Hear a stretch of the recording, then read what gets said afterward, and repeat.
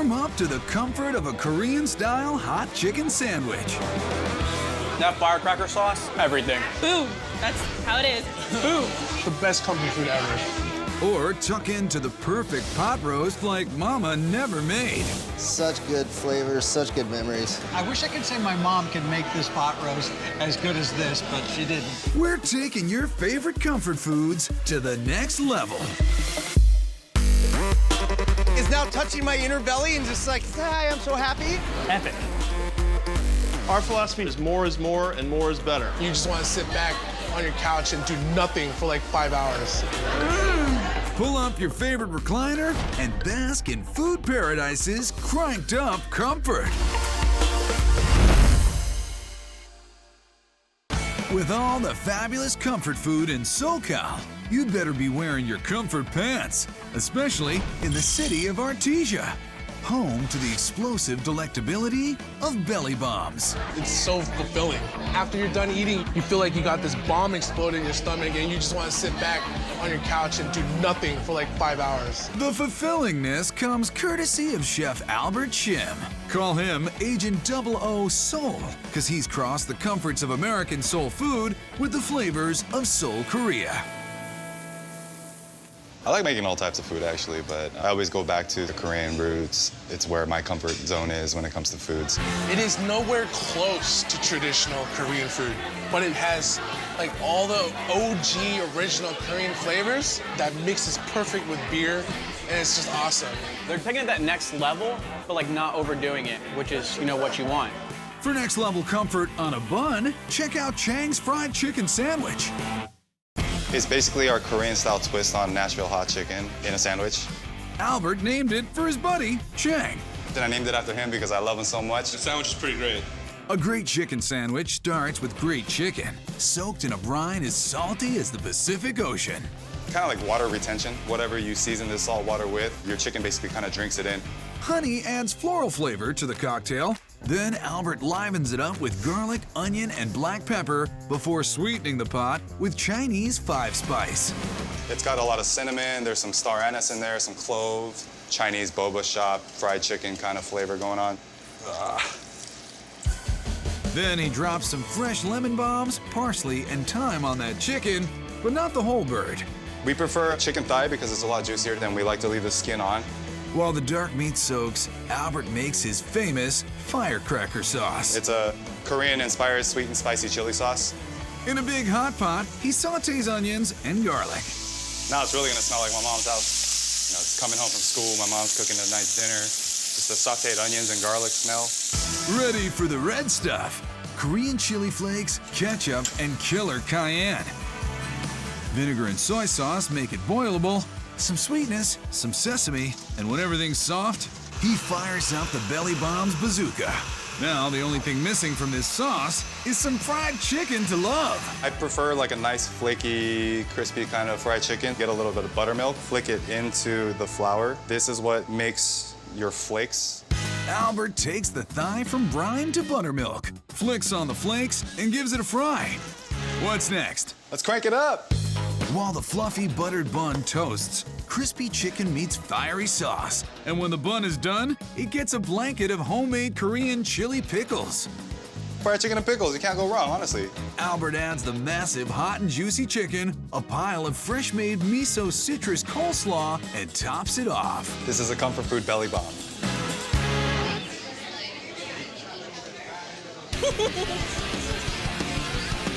Oh, this thing looks so good. I'm so ready. The barbecue sauce is the first thing that is gonna catch your attention. It's tangy, but like the coleslaw like still cools it down, blends perfectly. That firecracker sauce, everything. That's perfect. Firecracker. Boom. That's how it is. Boom. Super crispy. I'm surprised how crispy it is. Inside is juicy.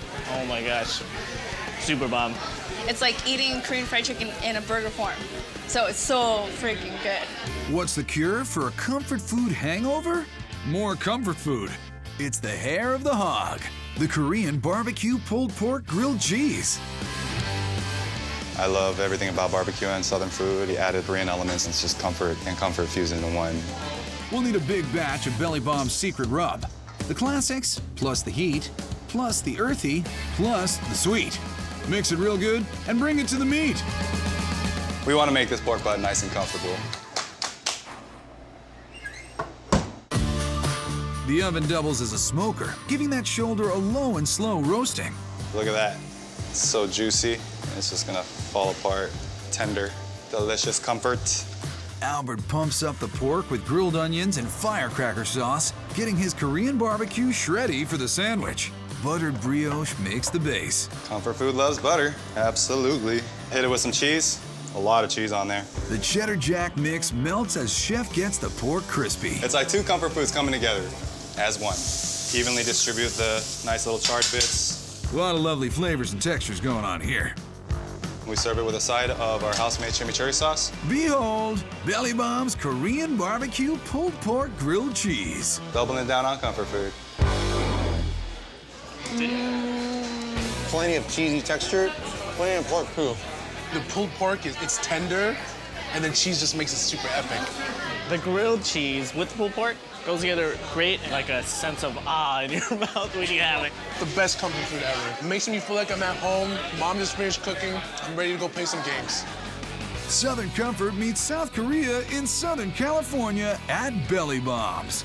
The Z is for the Z's you're gonna need to catch afterwards. I needed that. It's been a long day.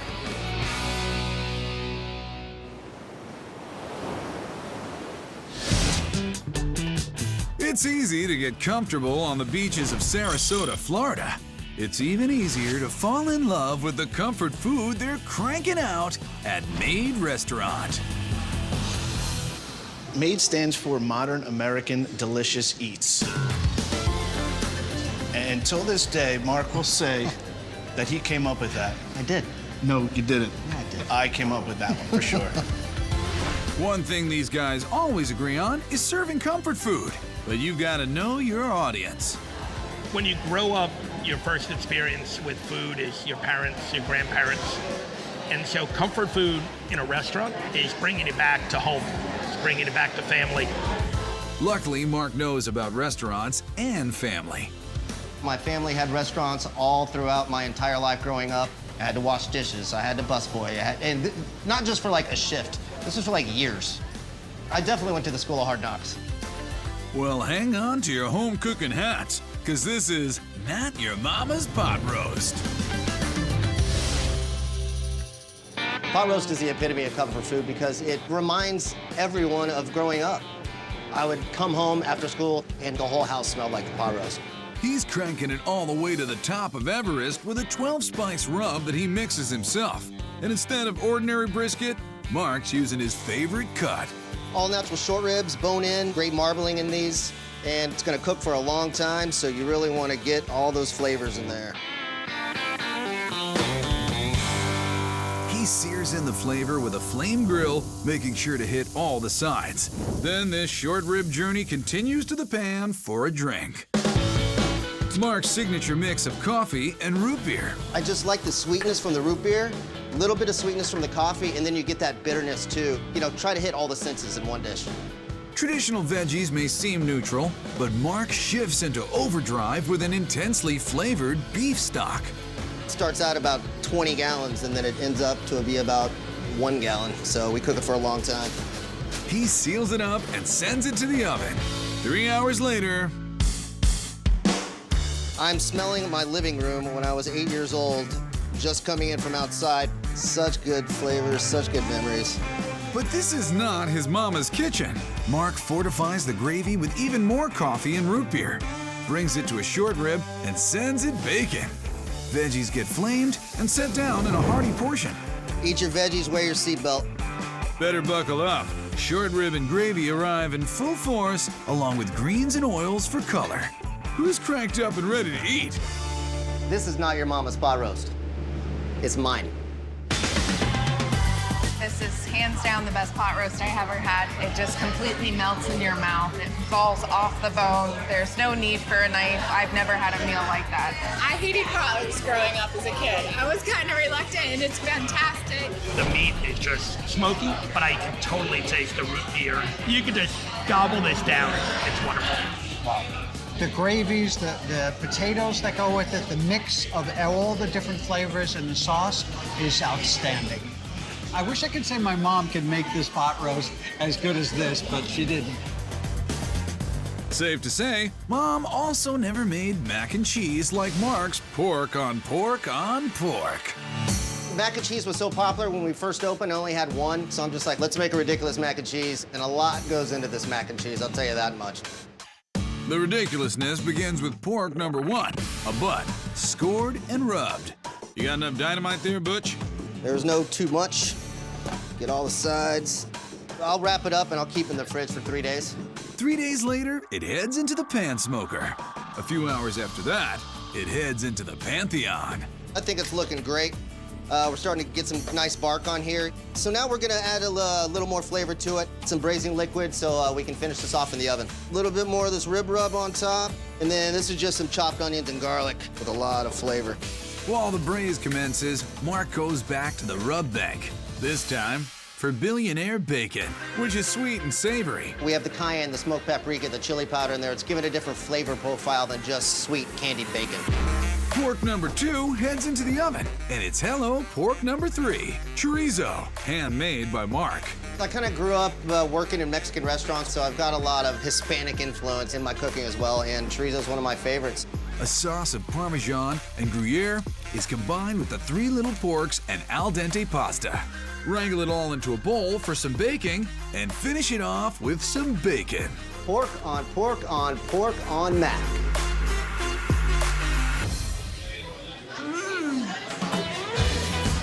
This is the best mac and cheese I've ever had in my life. Nice and creamy, very cheesy, so good. The chorizo is spicy, and then when you put the billionaire bacon on the top of it, it's absolutely amazing. Got this like caramelized candy crispness on the outside, as if bacon needed any help. It just added this like whole new layer to it. You get that surprise of the pork at the bottom that is so tender. It's a home run. In other words, when it comes to comfort food, the folks in Sarasota have got it made. You can't stop eating it.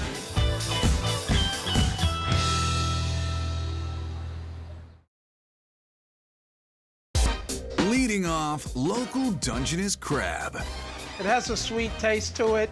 It is special, it is unique. And I've been all over the world, and I've tasted crabs throughout. There's nothing like Dungeness crab. Goes perfectly with the city's official bread. What makes sourdough special? A little acidity, sourness, chewy, incredible piece of bread. Each ingredient is a standout. When we cut, we always tuck our knuckles in. Perfect baseball analogy right there. After that knuckleball, here comes a flavor curve. Garlic, butter, lemon, and a little bit of parsley. In French, we call that maitre d'hotel butter. Then we hit the big leagues. We keep our claw meat whole. You're gonna get claws and you're gonna get chunks of meat when you bite into your sandwich. I don't add any salt because it's already salted and not came from seawater, so we don't have to do it. A little mayonnaise and it slides into home. We get 2 slices of tomato. Turns out sandwich making is also a game of inches. Now the key component of this is to make sure you line up the bread properly. Nothing left to do but make a toast. You smell? That's hit your senses, make your mouth water, and you hear that sizzling. You hear it cooking. Here comes a play at the plate. Come to San Francisco and try our comfort food, our famous crazy crab. It's so good. Oh my God. The crunchy bread is the best part. I think it adds to the meat, man. I love it. Every time I take a bite, it's like my first bite. The tomato is so good, so juicy. The crab is so fresh. Oh my God, that's just so good. It's just a perfect sandwich. Every bite gets better. It's a grand slam. And it is now touching my inner belly and just like, hi, I'm so happy. Like the emoji that does this right here. Hi. That's me. Chef goes 2 for 2 with his next hit for the home crowd, Gilroy garlic fries. A lot of garlic within the United States has just grown south of here in Gilroy. The garlic fries are absolutely potent later in the game, especially as a pitcher when I would come in. The wind's blowing in, the smell, you definitely know you're in AT&T. It wakes you up, man. It's in your face. Check this garlic technique. I like to get my thumb right in there, and you pop open a clove. It's a lot of fun. Your hands smell good, makes you want to eat. We hand chop all our parsley here. What I do is roll it to get it tight, and as we cut, we kind of shave it. The spuds are special too. Typical of an Idaho potato. We fry it to get the crispiness on the outside, because you want that crunch. The fries, perfectly cooked, are about to get shook. We use a nice blend of garlic and olive oil. They dance together. We get a couple of ladles, and we evenly spread it. Then the parsley pops in. I like to sprinkle around the edges for them to coat the French fries evenly. A little bit salt and pepper. Bang, bang. Can't get it any other place. Served with a breath mint in case that kiss cam catches you. It's the Gilroy garlic fries. Major League comfort food. Oh, man, good, but I think I'm gonna taste them for another week. Wow, it's thick, it's heavy garlic. It's always good, always warm, always hot, always perfect. The garlic is enough flavor. It's almost insulting if you put ketchup on it. There's something about SF and garlic fries. You just have to get these every time. If you come to a game in San Francisco, these two things, they're a must. So make like current mascot Lucille and catch the hum baby comfort and yum baby flavor served at AT&T Park. Go Giants! Say goodnight, everyone, from AT&T Park.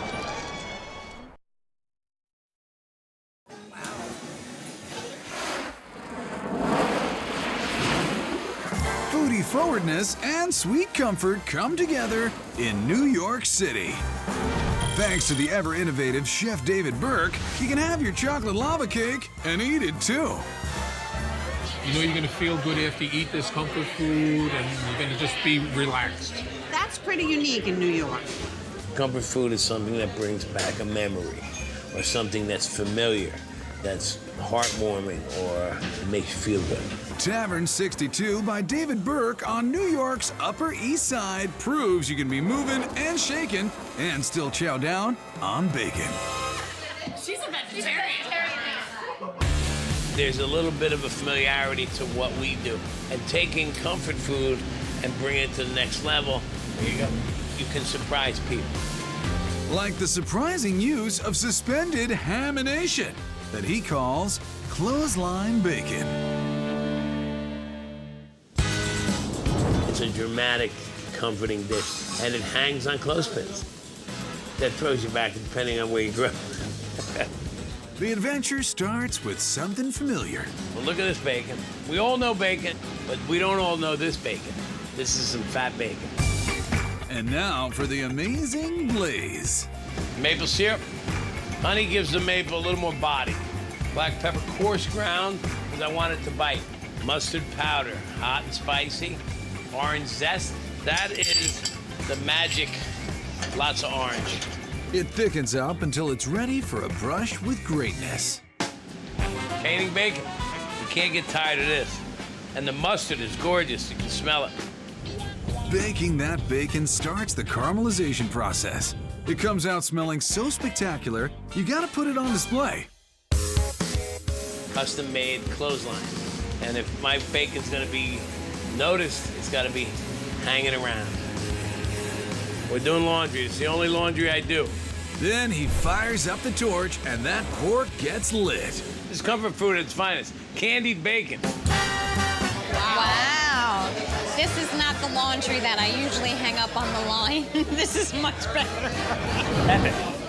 I've never had anything like it before in my life. There's big chunks of crushed black pepper, which I love. There's a citrus flavor to it, which is very different. The way they present it on the clothesline makes me want to do laundry again. Some needs can only be satisfied by a mountain of chocolate. Wow, look at that. Get an eruption of comfort from the chocolate waffle lava cake for two. The ultimate comfort food is chocolate. It's an American version of a souffle. Ice cream, waffles, hot cake. Beautiful at first, and then you cut it and make a mess. This hot mess starts with hot chocolate. Very good high-end chocolate. Bittersweet, butter. We'll put those together. I'm gonna melt that. Meanwhile, David conjures a moist cake batter. Buttery chocolate plus cake batter equals better cake batter. It's mostly chocolate, and look how dark it is. A buttered ramekin coated in sugar takes the cake. This cake we want at a high heat because we want the inside rare. Making sweet, sweet lava in a hot oven. What's next? Chocolate waffles. If you're gonna make a waffle, might as well make a chocolate waffle, right? Right. This batter gets cocoa powder and it goes into an adorable baby waffle iron. Chef Burke takes the half-baked cake and makes a waffle and chocolate lava-licious super sandwich. See, we didn't cook it all the way. Voila. A few more minutes of oven love, and the cake and waffle are married in the eyes of chocolate. In the meantime, now we go to the plate. From chilled chocolate, David makes chocolate chippings so he can later pass the shavings on to you. The hot cake melts into place on the base. Rich ice cream and airy meringues are balanced on top. Now, sauce. Maple syrup goes with waffles, so we made it maple cream sauce. A bit of sweet scrapings and a dusting of powdered sugar, and kaboom! This is breakfast for dessert, the ultimate comfort food. Oh my God. Oh my God. Oh my God. Oh my God, it's unbelievable. This is the ultimate chocolate lover's dessert. It is ooey, it's gooey, it's sweet, and it has just the most rich, delicious texture and flavor. The chocolate is phenomenal. It feels like an ice cream cake. And the waffle, it's like crunchy and nostalgic. Having it at dessert so much better than on the breakfast table. Comfort food meets cutting edge at Tavern 62 by David Burke, where if it feels good, eat it. All you really need to have for a meal is the bacon and then the dessert, and you're done. Everything's bigger in Texas's biggest city, Houston. That includes the size of the comfort food that awaits at Houston's fun headquarters, State Fair. My favorite thing about State Fair is not only is it comfort food, but it's huge portions. Our philosophy here at State Fair Kitchen Bar is more and more is better. What they have more of is the tastiest recipes in Texas, as well as Gulf Coast classics. We're all about Southern comfort on a plate, whether it's gumbo that's local from here or catfish that's made from one of our chef's grandfather's recipes. The heartier, the more unhealthy it is, the better it is for all of us here in Texas. If it's not dripping down your sleeves and you gotta have like 9 different napkins around you, then you don't eat it. Challenge accepted by the sloppiest and sweetest of meaty monsters, Jimmy's Texas Red Chili Cheeseburger. When we think of chili in Texas, we think about finely chopped meat and no beans. Some people like beans, some people don't, but that's not how we do it in Texas. Instead, Chef Kyle packs on the peppers, ancho, and pasilla. We're gonna add these in here, and then we're gonna let them get soft. The anchos, really bold, smoky flavor. The pasillas are gonna add that charred, because it's a Texas red chili. We're gonna go with more of a puree of the peppers, and that's gonna build the base. Right now, we're pulsing up the chilies, getting them nice and smooth. There's Texas beef to be browned. That fond on the bottom, that's the goodness. That's what adds all that real punch and intensity of flavor. That's Texas gold right there. There's also a bounty of ground beef, sauteed with onions and garlic. So you get your double dose of comfort. We're just gonna keep hooking you up with so much comfort. After you eat this, you're definitely gonna want a nap. A little chili paste and toasted cumin are what defines that familiar chili flavor, brightened up by a little Bach beer. Drop a little bit of cinnamon. It's gonna add a little bit of sweetness just to coat the back of your tongue. I have Maseca flour, which is corn flour, and it's gonna tighten it up and it's gonna give it more of a gravy-like consistency. The chili simmers while Kyle grills an akaushi beef patty. This is some of the best beef you can get on the earth right here. You're taking your Kobe beef from Japan and you're mixing it with the Texas cattle here, and you get this great marbling. The bun gets that standard butter and a familiar yellow friend. Regular old mustard. Mustard sizzle just gives nice caramelization on the bread and it's flavor too. So the burger patty's ready. And we're gonna put our Texas red chili on top. This is really good right here, guys. This is what brings the people back. Cheese? Please. How about cheddar and queso blanco? And garnish with some spicy crunch, crispy jalapeno strips, and onions. Texas smothered comfort at its finest.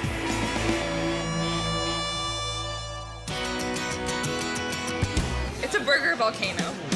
It's probably one of the best chili cheeseburgers I've ever had in my life. The chili con queso, talk about comfort food, just like my mom used to make back on the ranch. This meat is so tender, so juicy, and then you get to mix it with a little queso. There's like fried jalapenos in there, so you get that crunch. It gives it a little kick, which in Texas we really like our spicy. So comforting, I'm gonna take a nap after this. If there was a Southern comfort food video game, creamy mac and cheese would be the boss. And it's leveled up with beef on the Mackin' Burger. It's literally the biggest burger I've ever seen in my life. Kyle crafts this monster out of elbow macaroni mixed with melted American. And then it's gonna go right into a cookie sheet. Just smoothing it out right now, so when we cut the mac and cheese patties, I have an even sized patty all the way across. The mac firms up in the fridge before a little dance with the disc cutter. Right into the flour, egg wash, and you put a little panko on there. While the patties fry, Kyle grills another round of mustard buns and Akaushi beef burgers. We're gonna top it with American cheese. Mac goes down, followed by State Fair's special sauce. That's what really sets the burger off right there. Finally, our burger standards bring it home. This is how we do cranked up comfort food in Texas. It's juicy, it's tender, it's exactly what you want from a burger. But then, oh no, you got mac and cheese with it too. Not only do you get the macaroni and cheese with the crispy outside, you get that double layered cheese. That mac and cheese patty just makes it. It's fried, it's crispy, it's rich, it's salty, it's creamy, it's just amazing. It's always a rich thrill ride of fun flavors at State Fair. This is Texas food. All you can ask for right here.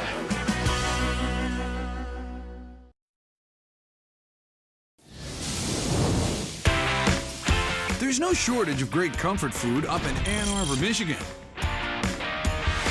But one place is famous for the zing they bring to them. Zingerman's Roadhouse. Ann Arbor's a foodie town, so it's really cool to come somewhere and just get the basics without the foo-foo of like broccolini with like a side of pistachios. That's because Chef Ari Weinswag concentrates on cranking up the comforts of traditional tastes. When you do traditional food, it almost always is comfort food because it means people have grown up eating it, right? So you bond to their emotional memory. But if you use really, really great ingredients, the flavor's 10 to 15 times more than what they had when they were a kid.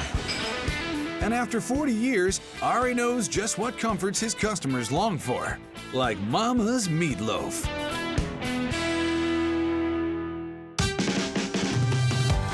When I'm feeling like I just need to be hugged with deliciousness, I get this meatloaf. It starts with a combination of pasture-raised beef and pork. With two different meats, you're getting two different textures as you eat, two different flavors coming together to make it a lot more interesting. Ari cranks up the flavor even more with cage-free eggs, onions and garlic, and organic herbs. If you bring great ingredients together, they speak for themselves. Some panko for binding and a pan for baking. That meatloaf is gonna bake for 45 minutes while Ari builds his gravy. We're gonna start with a real simple roux. We're gonna slowly add a little bit of flour, and then we're gonna add some homemade beef broth. Something that's gonna accent that great meatloaf with the pork and the beef in it. Ranked up gravy, ready for our meatloaf. The meatloaf emerges hot and crispy, gets cut into a major portion, and settles in with garlicky sauteed spinach, extra creamy mashers, and plenty of gravy. Let's get cranking. Your mama's meatloaf, cranked up comfort food for everybody. It's moist, delicious, savory. You really, really get the round, buttery flavors of the beef and the pork. It has a little bit of garlic in it to make it just kind of pop. The mashed potatoes are incredibly smooth, and then you top it with gravy, and you're like, I love spinach, and it's cooked just right. I need to bring this person home with me, and they need to do spinach for me the rest of my life. It's like your mom, like, come here, child. Everything's gonna be okay. That's how you feel when you eat this meatloaf. It's amazing. Even more amazing? Pimento cheese and bacon macaroni. Everybody knows that Zingerman's Roadhouse has the best mac and cheese, and there are some of the best ingredients in the world in this plate of food right here. It begins with Ari's artisan blend of mayo, pimentos, and white cheddar. Growing up in Chicago, a northern kid, I knew nothing about pimento cheese because we never had it. But in the South, it turns out that pimento cheese is really one of the ultimate comfort foods. Another comfort classic, bacon. This is applewood smoked bacon, smoked for 24 hours over whole applewood logs. Then we're gonna add some of our pimento cheese, get that a little bit of heat, and then I'm gonna add some of that macaroni in there. Ari cooks this to order every time, and in another twist, does not bake it. America's Best goes right from pan to plate with just a sprinkle of greens. In this case, less is way, way more. Zingerman's Bacon Pimento Mac and Cheese. Come on over and get it. Mac and cheese is totally America's favorite comfort food. There's nothing better, honestly. I don't know, like, tell me what's better.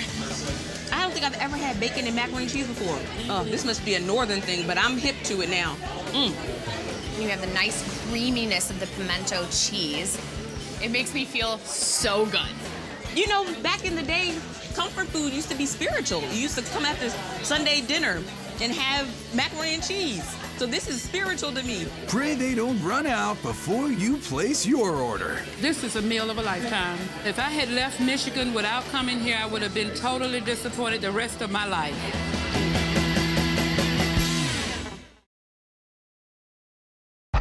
You know, comfort gets cranked to the max in the Windy City, and it keeps cranking in nearby Oak Park. That's where big meaty flavors are brought to you by the letter Q, as in Q Barbecue. Barbecue is my ice cream, but for dinner.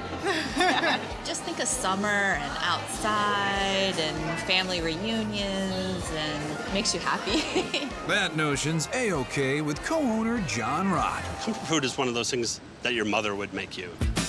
Something that makes you feel good when you eat it. Barbecue is the ultimate comfort food. So we took the best parts of barbecue from all over the country and brought it to Chicago. From Carolina-style pork to brisket with a Texas accent, plus fixings galore and plenty of folks jawing as they chew. Civilization started when people started cooking meat, right?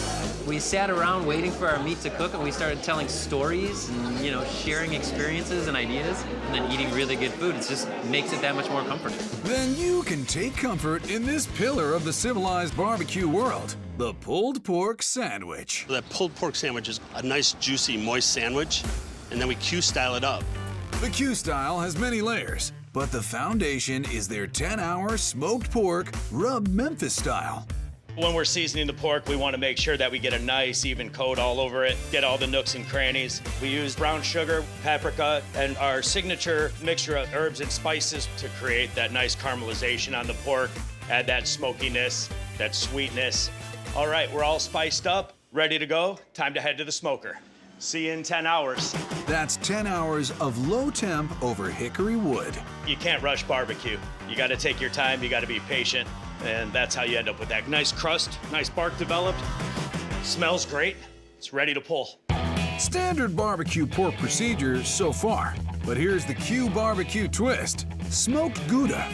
In the Midwest, people like cheese. That smoked Gouda adds a nice little complex flavor and enriches that sandwich. The Memphis rubbed pork is joined by the vinegar twang of Carolina. It's a tomato-based sauce, got all those nice spices in there, a little bit of acidity, helps to cut through the richness of the pork. House-made slaw is the final layer of creamy comfort. And there you have it, our pulled pork sandwich, Q-style. Kind of taste the sweetness of the brown sugar. That little sweet note in there, it really makes the sandwich. I was shocked at how good the barbecue sauce was, and just when you thought it couldn't get any better, boom, there's the Gouda. The coleslaw on the top really adds to the taste. Always delicious. There's a little bit of fat in it, which really you want. And then this smoked cheese on top of it. So it's like this really rich, creamy, kind of comforty. You just want to keep eating it forever. I really do.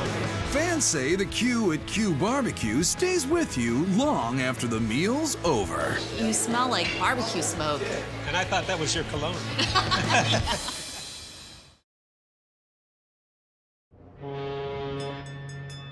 The coastal city of Norfolk, Virginia may be quintessentially Southern, but at the Dirty Buffalo, they're serving up quintessentially Yankee comforts from upstate New York. This place is unlike any other place in the area, and I love coming here.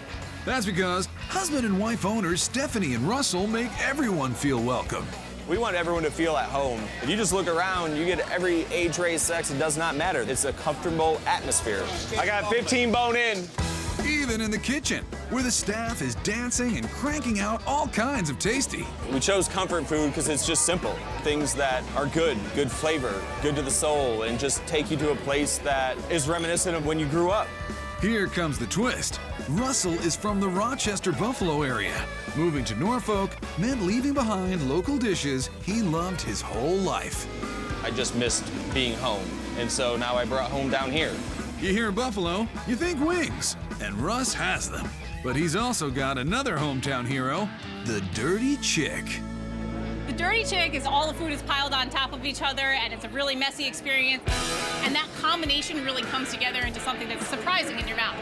So often the secret to making something surprising is to start with something familiar.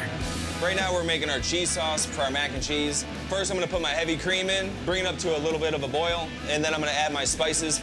He deploys the seasonings you'd expect, then comes the good stuff. Shredded American first, and then we're gonna add the shredded mild cheddar. A little whisking, and Russell's a happy man. I love our cheese sauce. I'll drink it. That's delicious. To balance the creamy, he's gonna need some spicy. I've done 300 some odd sauces and rubs, and my favorite one is Cajun Buffalo. Don't put it on anything, except cereal. Russell begins with hot sauce from the original wing recipe in Buffalo, then adds 10 other sauces like their sweet honey mustard and barbecue sauce, and spices. We're just gonna mix everything in really well, bring it up to a boil, reduce it down, let it cook for about 2 hours, and then we'll be good to go. Home fries cover the plate, then pasta is mixed with the cheese sauce and slides into place. No skimping. It literally is the mac and cheese at the end of the day that keeps people coming back for this. Chicken tenders are soaked in buttermilk, then dredged, fried, and tossed in that Cajun buffalo sauce, with a little extra for good measure. We call this Picassoing, so we're painting the chicken tenders. Put a frame around it, and let's have a look. So do your taste buds a favor and eat dirty. Wow, have you ever seen that much mac and cheese before? Nope. For me, the mac and cheese is the definition of comfort food. You've got the crunchiness of the chicken, you've got the ooey gooiness of the mac and cheese. I mean, it's a classic American comfort food, and it's just the best. Amazing. It is exactly why I come to the Dirty Buffalo, for a delicious mess. No one's serving cranked up comfort like Stephanie and Russell and their whole extended family in the back. The Dirty Buffalo! I don't know about you guys, but after all this cozy comfort, I'm ready for a nap. Don't miss out on these historically great ballpark brisket nachos. These nachos are like heaven. And you gotta grab a rack of ribs at this Georgia barbecue joint. Whatever they're doing back there is truly amazing. I could eat them day in and day out. Every restaurant has got that one dish you just have to eat. These are the best burgers in the universe. Definitely a sandwich I'll be thinking about quite some time. This is the first time we've ever been here, but we're joining the cannoli club.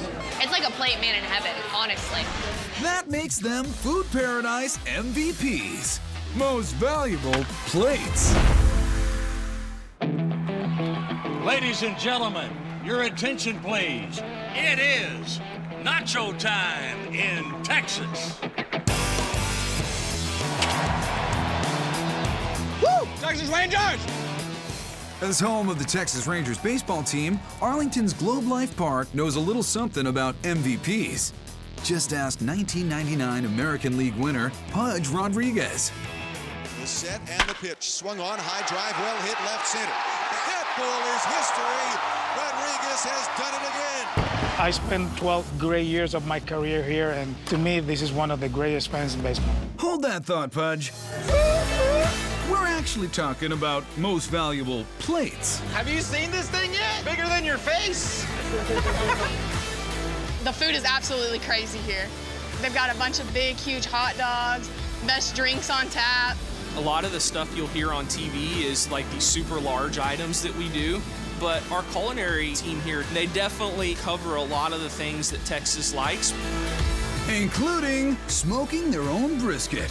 150,000 pounds of it each season.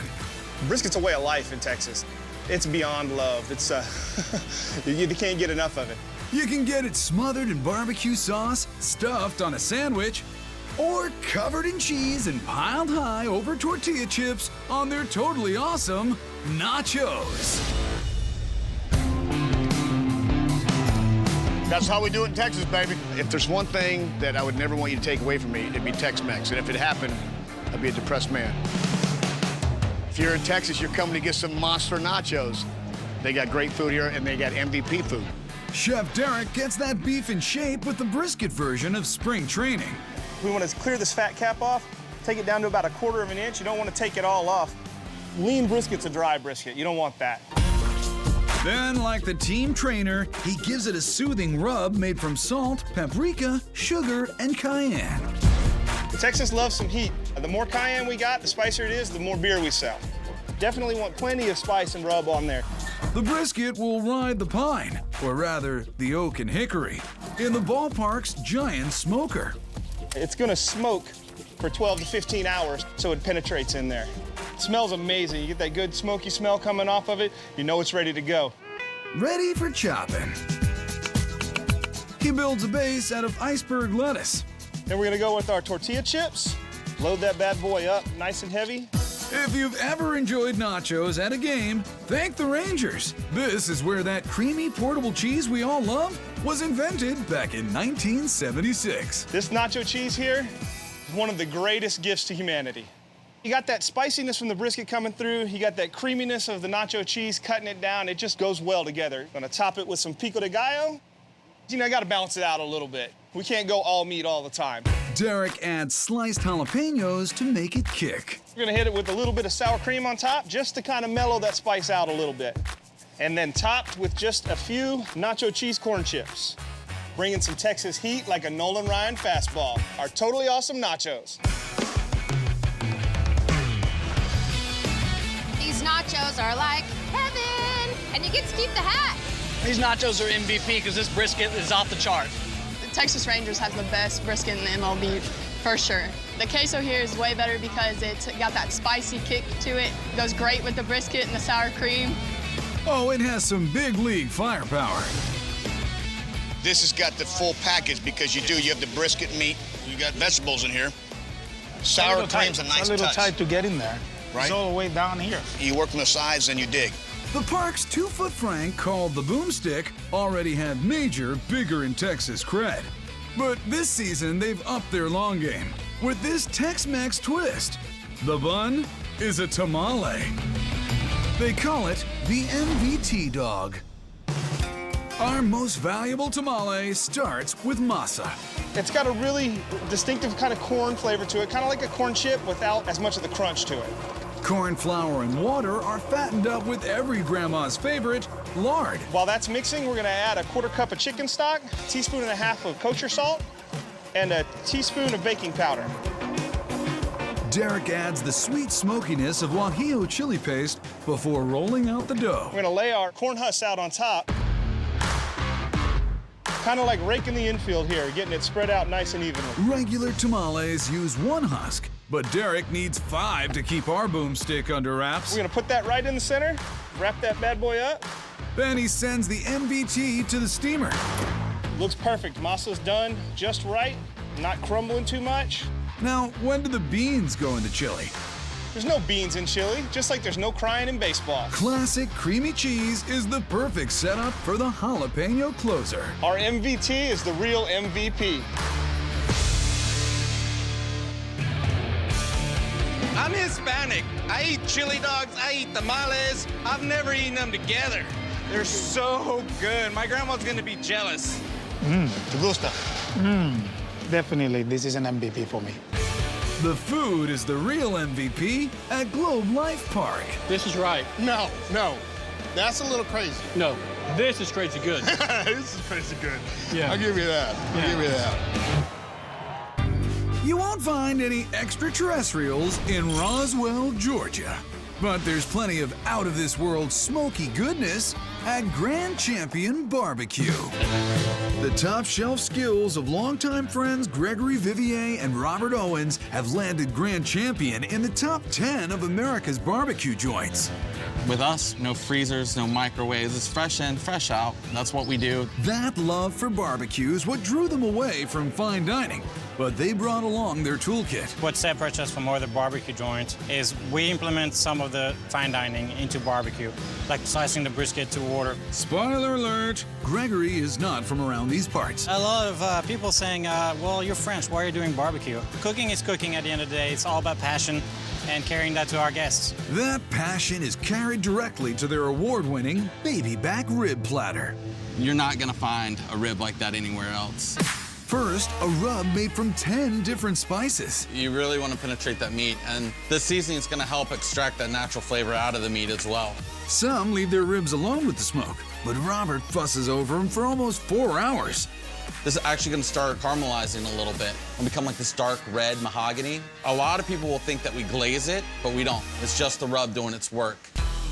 That gives him a chance to make his competition-crushing mac and cheese, starting with a whole cup of heavy cream, then a blend of cheddar, jack, and Gouda. How'd you decide on Gouda? We just experimented. Trial after trial, taste after taste. It was grueling, but we made it through it.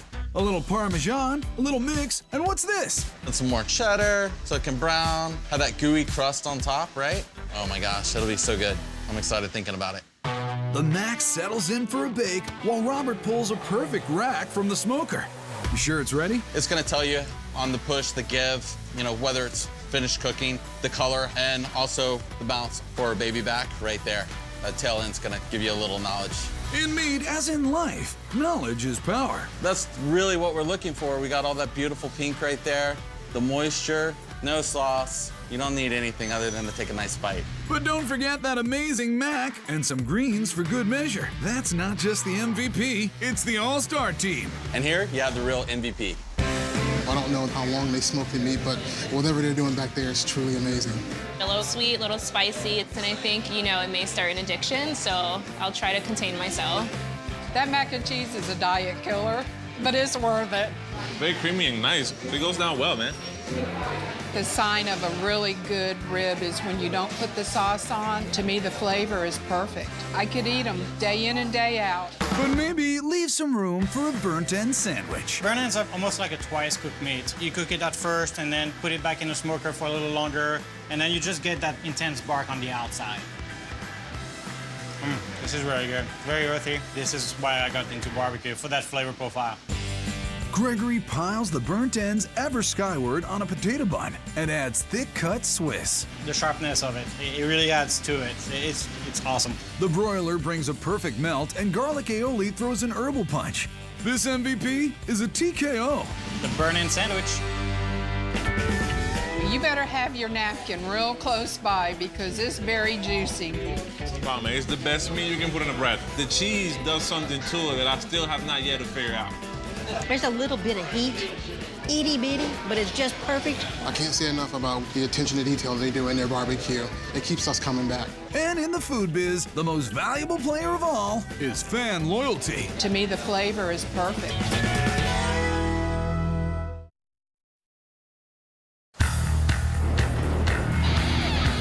No question, Chicago's racked up its fair share of food MVPs over the years. And the current contenders for most valuable plate are the ones boasting the burgers at the Bad Apple. These are the best burgers in the universe. They're creative and they're daring. You're gonna see a bunch of ingredients that you don't usually see on burgers, and it all kind of comes together, and it's just deliciousness. Look how juicy this is. These burger creations are all dreamt up by lifetime burger buff Craig Fass. You come to Chicago for big, bold flavors. Notice our deep dishes, big, fat flavors. Have you seen the hot dog we serve here? It's ridiculous. So when we do a burger, you gotta do it big here. You gotta do it right. He does it right by starting with a proprietary blend of chopped prime cuts delivered daily by an artisan butcher. This burger's designed to taste like a steak. And when we top it and design our burgers, we think what goes with a steak, what complements a steak. There literally is no burger in the United States like this burger. Staking that MVP claim is Craig's crazy, mad, maxed out burger creation just beyond the Thunderdome. This is gonna be a monster burger where you're gonna have to figure out how to conquer it. One meat enters. Here's our beautiful short rib. Absolutely amazing. Here we're gonna season it with salt, pepper, garlic salt, and onion salt. But we get it on the grill. We are going to be sealing in the juices for a 4-hour braise. So while we have the short rib cooking on the grill, I want to start my carrots, which are joined by onions, garlic, and tomato paste. It's going to bring out the sweetness, and then you add the secret ingredient, wine. Welcome to the Thunderdome. He adds stock and a sachet of seasonings.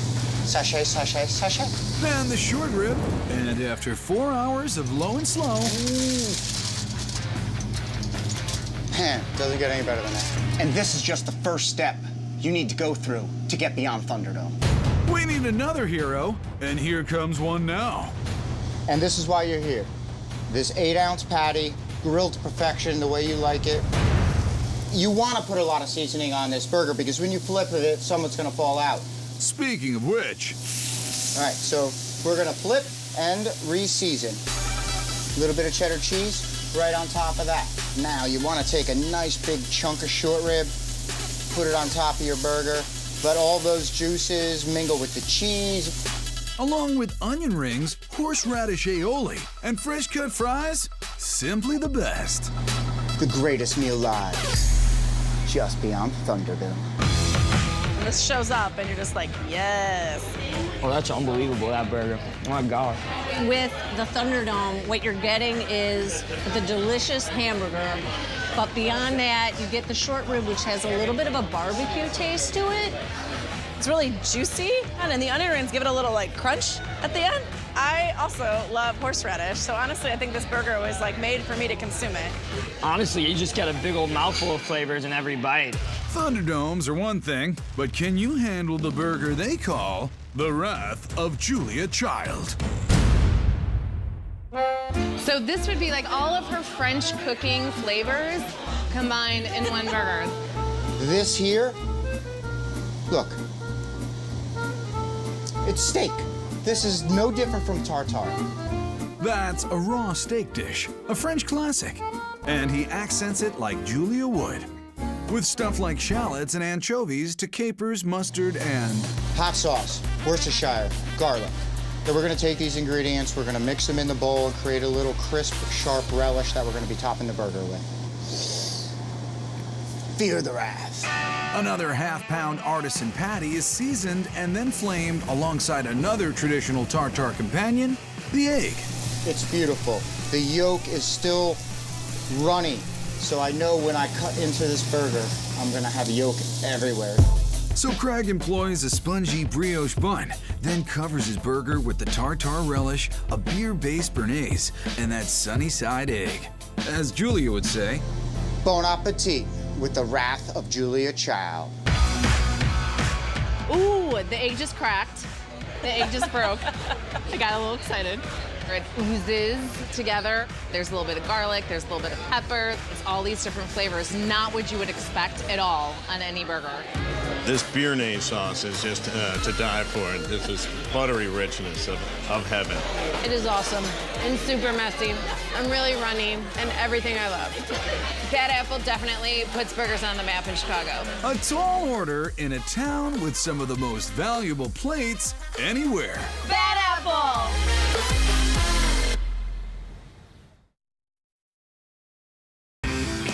Move over, cheesesteak. There's a new MVP in town, and this most valuable Philadelphia sandwich can be found at Reading Terminal Market's Tommy DeNick's. Every time I come to Philly, I gotta come to DeNick's. This South Philly extended family has been slinging sandwiches since 1954, but began as butchers 100 years ago. Our name is essentially two names that were combined. We were Nicolosi's initially, and then when my father went into business to do the first sandwich shop, it was him and my cousin Frankie DeClaudio, Nicolosi, DeNick's. Amazing food. I've been coming here for 20 years because that's how long I've been alive. We got married 2 days ago, and we're about to get on our honeymoon, but we had to stop at DeNick's first. Why not? Here, nothing says love like the roast pork sandwich. You could get a cheesesteak almost anywhere, but this sandwich, it's pretty unique to this place. I think there's less people doing roast pork because it's more involved. It's a more complex process. The tasty puzzle begins with a classic rub, including salt, pepper, garlic, and herbs on a raw-boned ham.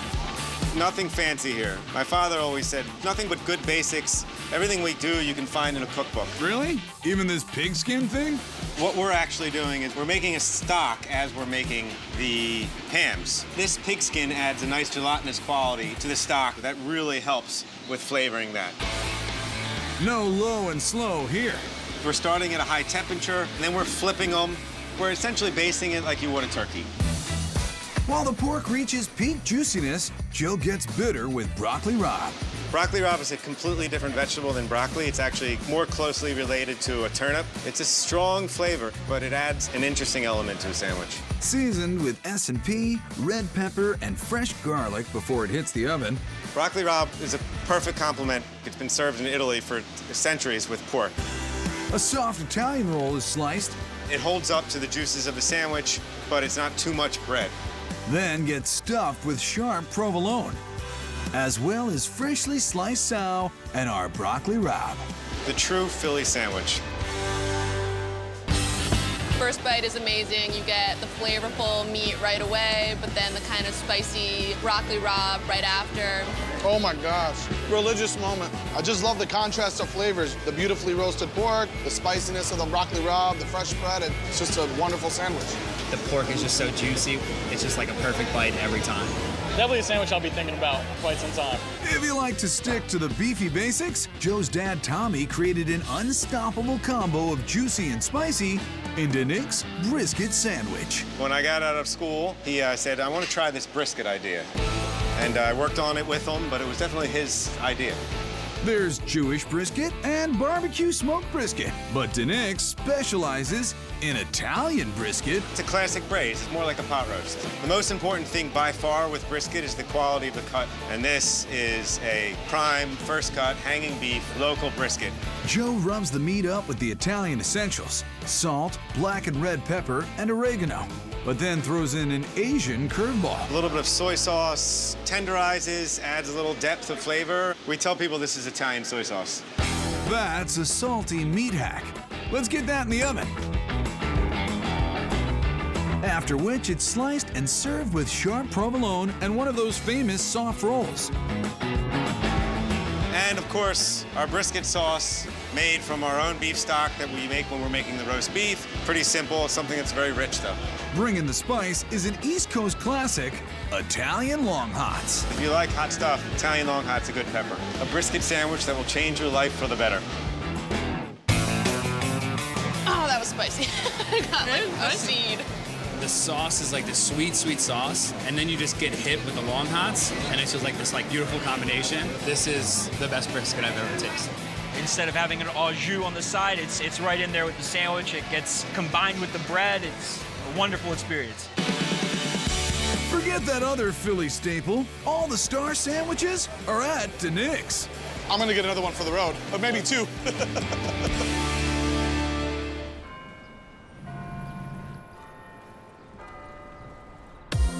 What to do when your sweet tooth is aching for some old world style satisfaction in New York City? Catch a cab to Little Italy and indulge in the most valuable plates at this 125-year-old institution, Ferraris. It's my favorite cafe in Little Italy because of the cappuccino, the gelato, the Napoleons. I mean, I could go on and on. And you have all the history here, and the food is amazing. That's what keeps us all coming back. This is the first time we've ever been here, but we're joining the Cannoli Club. That's music to the ears of the most recent keepers of the Ferraris flame. Ferraris is incorporated since 1982. 1892. We have been in the same building this whole entire time. My sister and I, we're fourth generation, have weathered a tremendous amount of American history. In the dictionary next to the word yum is Ferrara's original cannoli. To us, it's just like our grandmother's kitchen because we stick to the basics. It's fantastic. Small batches, tremendous amount of love. When you come here, you want to taste that cannoli the same exact way that it was last year and the year before. It begins, as it always has, with specially prepared low-moisture ricotta and house-made liquid sugar. So the ricotta's a little rough. The liquid sugar helps me cream it. And I'm going to slowly incorporate our citron. Citron is made from the skin of a citrus fruit, and it gives you this fresh bite. Add in chocolate chips and a whole lot of elbow grease, and where are we? We arrived at what we consider the quintessent cannoli cream, and we've been sticking to this for 125 years. There you go, baby. Cannoli cream. The shells from a secret recipe dough are up next. We're gonna gently press and form the basic shape of the cannolo, which we call a blank. They were using this to make a shell before 1892. It's tradition. Two of the blanks are carefully wrapped around a metal tube called a cannolo. They used to be made of wood, but in this case, Ferraris went modern. It's made out of aircraft aluminum, so the heat can transfer through the aluminum to cook the inside of the shell. Those dough-wrapped tubes take a dip in the fryer and come out golden brown. Some are coated in chocolate, but all of them get Ferrara's signature cream. It's the MVP of desserts. Holy cannoli, our most famous pastry since 1892. Oh my God, it's luscious. That's the word, luscious. The shell is nice and crispy, and the cream is unbelievable. It's like all you would want to do, sit all day with a spoon and eat the cream. They're super crunchy, but then you have the middle, which is really, really soft and creamy. You know, the ricotta isn't overly sweet. This is the best cannoli I've ever had, ever. I love it. Can we have more? Oh my goodness, I have to have some more. It's delicious. Also delicious, Ferrara's most valuable non-cannoli, the chocolate truffle cake. It's devil's food cake because it's so delicious, and during Lent, it would say the devil's got you and you had to eat it. This deviliest of all devil's food cakes meets another sinner, rich chocolate ganache. It's a French term. There's a correct recipe to dark chocolate, heavy cream, and eggs. That's it. Dark, rich chocolate. And the French are very adamant about this. And they're right, because there's a balance and a richness that makes it so great. Ernest dials up the chocolate intensity even more by coating the cake in crunchy cookie crumbs. So you have these three different textures. You have the crumb, you have the cake, and you have the smoothness of the ganache.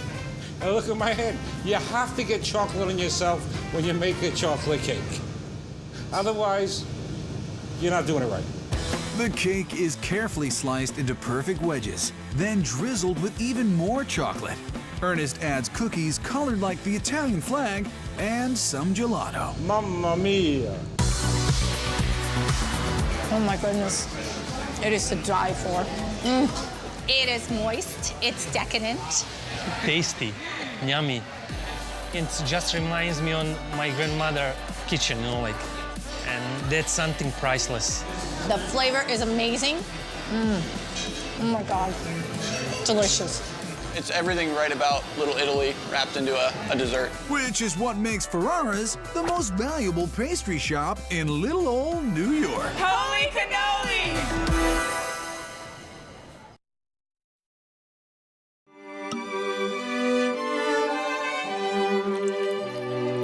Usually, the longer the wine list, the fancier the restaurant, right?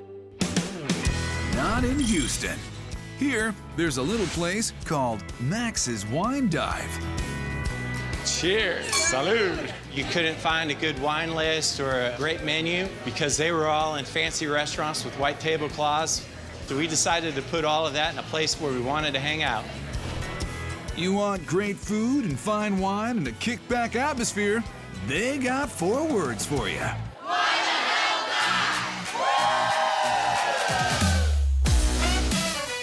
Capturing that ethos is the Wine Dive's signature MVP pairing, fried chicken and champagne. We stumbled upon champagne and chicken as a perfect pairing. You need something that has a fairly high acid content to cut through that fat, and then you add the bubbles of champagne, and it just turns out to be this wonderful mix. Chef Brandy Key, make it sing. La la la la la! I can get really loud. That wasn't even as loud as I can get. I'm good. One of the most important things you got to do when you do fried chicken is you've got to have a great spice blend. We're talking salt and pepper, garlic and onion, cayenne and paprika. But most important of all is an old family secret. It's a special blend her grandmother used to keep pre-mixed in an old coffee can. Anytime that can came down, you knew something delicious was about to happen. Some grandma mix goes into the flour coating. The rest is for the buttermilk brine. Buttermilk is actually a fantastic tenderizer for poultry. It'll break down the chicken a little bit and give a little twang to the whole thing. And the trick is you're gonna let it set for 48 hours. You gotta be prepared. You wanna have a little bit of time beforehand, but I promise you the flavor payoff in the end is the best. The buttermilk bits get flour dredged Goldilocks style. Not too little, not too much, just right. But the real secret to Brandy's fried chicken success? Keep it cool. We're frying this at a low temperature, 250 for about 20 minutes. We're just gonna let that chicken hang out. It's gonna cook through, keep the crust nice and crispy. During the low-key sizzle, Brandy blends up her smoky chipotle honey drizzle. That's spectacular. Let's drink to that. Now I just need some fried chicken. You're in luck. It came out perfect, as usual. Paired with fluffy mashed potatoes, savory greens, Texas toast, and who's ready to get bubbly? Champagne dreams and fried chicken wishes. Oh, that's good. It's crispy, sweet, it's crunchy, it's moist too. I don't even know how it's possible to be all those things at the same time. This is just such a southern staple of a meal. It's delicious. It's messy, but worth it. What stands out to me the most is the contrast and taste. The chicken's got a little spice, and you mix it with the honey, puts a little sweet with it, and you got a little bit of the bitter from the greens and the creaminess of the mashed potatoes. But this chicken, this is what puts it over the top. This is definitely an MVP plate. It's like a plate made in heaven, honestly. That is such a great combo. I don't know why more places don't have fried chicken and champagne. Like, you're getting your down and dirty food, but still very classy.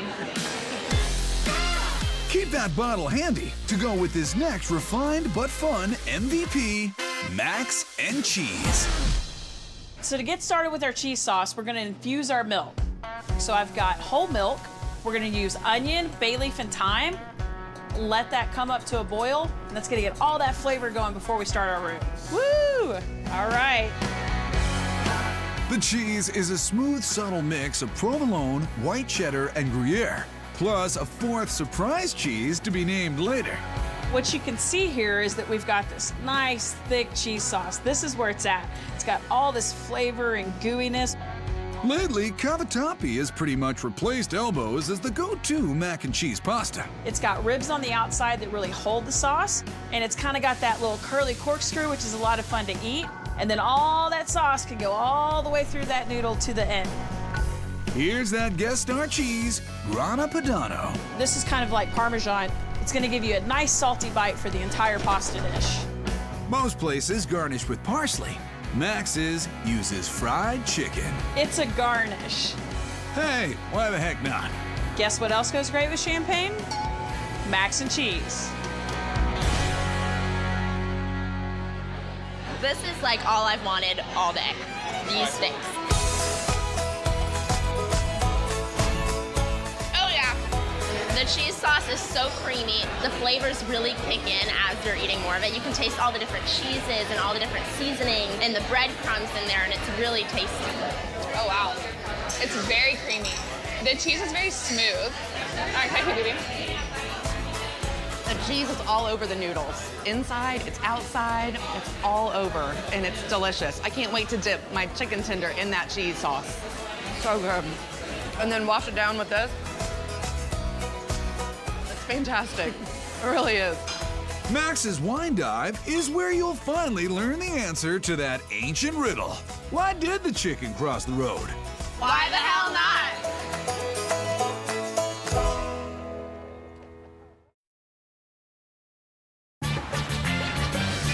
The search for pizza talent in Los Angeles brings us to a classic 7 decades in the making, Baroni's.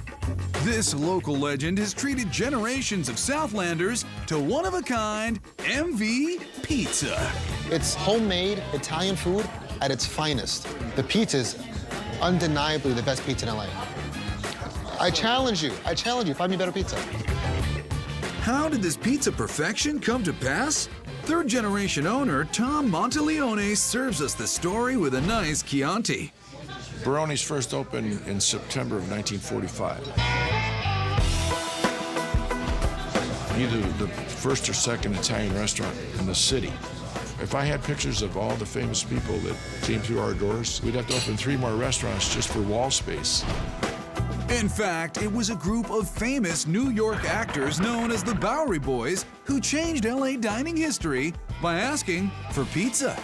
In 45, we didn't have a clue what a pizza was. So my aunt, my uncle said, well, how do you make it? So you got Hunts Hall, Leo Gorsi, and the rest of the bunch saying, hey, here's what it is. Let's try to make it. And boy, did we make it. So local legend has it that Baroni's became one of the first places in Southern California to make pizza. All these years later, the MVP is still the house combo. In the kitchen, Tom's daughter Laura starts the sauce with the holy trinity of Italian cooking: olive oil, onions, and garlic. It smells amazing. I think that olive oil brings it to life. Along with tomatoes and seasonings from a recipe devised more than 50 years ago. I did have a grandmother that cooked, but my grandfather would actually tell her, no, you need to do this, you need to add that. This pizza sauce would make Grandpa proud. Back in '45, there were no round pizza pans in LA, so they laid their dough on cookie sheets, and the Baroni shape was born. Even the sauce goes down differently. This is really unique. We just kind of swish it around. It's kind of like a family thing. Just everybody knows to do this, and it was just kind of something that was passed along. Laura adds layers of sausage, peppers, and pepperoni. Our pepperoni is very unique because it's smaller and it's thicker. You can just really taste the fullness of the pepperoni. But the biggest departure on this MVP pie is the cheese. This is our famous Monterey Jack cheese cut in square pieces, and we put it on top of our pizza, so all the toppings are underneath the cheese. I really think that the cheese is what makes our pizza. A 15-minute bake and roll out the red carpet. That's the real MVP right there, ready for its close-up. The combo pizza is the pizza. It's like a piñata. You bite into it and all the goodness comes out of it. You're tasting stuff that you can't see. Oh, it's that thick, small, spicy pepperoni. The sausage hits you, the tanginess of the sauce. It's awesome. I'm communing with my food. It's nice that the crust is kind of thinner, so you're not eating a ton of dough. It's more the toppings and the cheese and all the layers. Who thought of putting Jack cheese on pizza, number one? It's a totally different flavor because everyone else uses mozzarella everywhere you go. I think this is a new category. It's past MVP. Yes. Here's another new category, MVL, for lasagna. The lasagna itself, it's the same way we've been making it for 73 years. It's an all-cheese lasagna. It's a lot of ricotta, very thick layers. It's excellent. The ricotta conspires with Parmesan herbs and seasonings and fresh eggs. Then Laura does what she's done her whole life. How could I not love working here as a kid? She also learned early on how to lay out the noodles, layer in all that cheese, and most importantly, keep it all together. We're gonna tuck this lasagna in and put it to bed. And then I'll use olive oil on the ends of each noodle, and then I kind of just slip it through, make sure that it goes right under the first layer. Once baked, a massive slice is showered with marinara and joined by 2 house-made meatballs. A crown of Baroni's signature jack cheese gets melty, and the crowd goes wild. Lasagna and meatballs is the real MVP. It's cheese on cheese. It's just, doesn't that just sound enticing? Cheese on cheese? It's so thick, the cheese just wants to latch onto everything. Look at that. The sauce gives it a delicate flavor to kind of balance out the cheese. Just melts in your mouth. I'm gonna make sure I get this big one right here. Get more cheese. I'm gonna have to help it. Oh, that is good. I just tasted heaven again.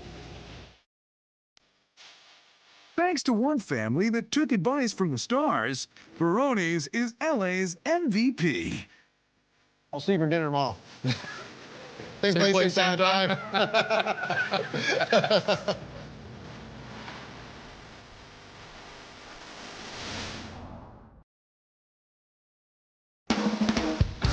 Fresh new flavors feed the active food scene in Asheville, North Carolina, especially in the artistic, romantic, and historic River Arts District.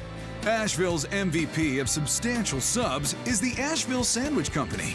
They're bringing the fun to the bun with their hometown heroes. It's the best sandwich, so of course I'm going to take advantage of that. Amanda and Randy run the award-winning sandwich show. Amanda, she does all the cooking and run the day-to-day stuff. I just sample the food. It's a tough job, but someone's got to eat the huge hoagies covered in shoestring potatoes. And by someone, I mean everyone. Their sky-high French fry must-try is Asheville's pork belly banh mi. I like the pork belly because it does taste a lot like bacon, but it is a thicker cut. Amanda hits it with simple seasoning and lots of it. That salt, pepper, and garlic is going to sit overnight and dry brine this meat. The pork cooks fat side up for maximum moisture. While we wait, let's get the skinny on those fries. They add a little extra crunch to the sandwich. We're looking for an 1/8 of an inch cut on our fries. This is really a labor of love. After the long, slow roast, how soft is that pork?